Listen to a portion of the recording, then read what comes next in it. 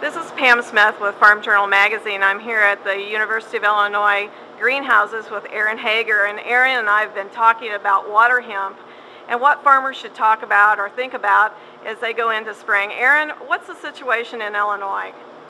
Well, we anticipate a very good year for water hemp this year. We've got ample soil moisture, as most farmers are aware of right now, so germination prospects for a lot of the seed bank look to be very optimal, at least at this point in time. Driving around the state late last fall when farmers were precluded from doing a lot of harvest, it looked like a lot of the plants from 2009 were actually able to make a fair amount of seed, at least those, of course, that survived any sort of management practice. So again, conditions look to be pretty optimal for it this year. We anticipate some future problems in terms of some of the resistant biotypes that we fully anticipate finding on a larger scale across more acres in 2010. You have some resistance issues to herbicides in Illinois too. Can you explain that a little bit? We generally consider most all of the water hemp populations in Illinois demonstrate resistance to what we call the ALS inhibiting herbicides. We've known for many, many years a very high percentage of the population actually is resistant to that family.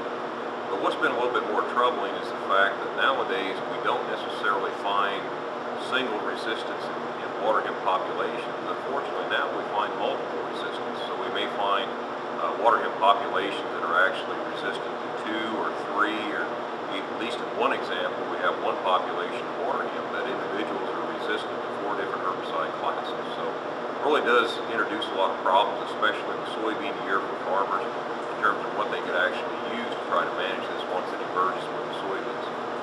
So not a lot of options out there for them, and what do you recommend that they think about as they go into spring?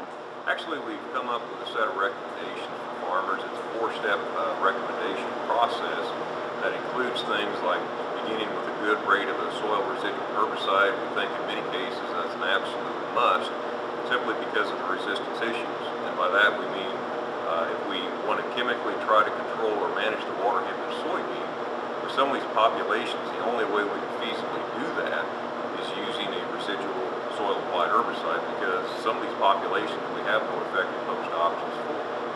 And then timely applications, if it's in a glyphosate-resistant soybean, of the first application of glyphosate, we certainly encourage farmers to go back and scout and see how effective that treatment was. And if it's not effective, we have some follow-up recommendations that we suggest to farmers that they follow, simply because we're trying at that time then to eliminate the amount of seed that ultimately would be produced on those fields. The alternative, I guess, to a glyphosate-resistant soybean would be if farmers would have the interest or the inclination to plant a glufosinate-resistant and then overspray with glufosinate, or the active ingredient at ignite. We haven't seen any resistance to glufosinate in water hemp, so that could be a viable alternative for those farmers who are very suspicious that they may actually have glyphosate-resistant water hemp. All right, thanks a lot, Aaron.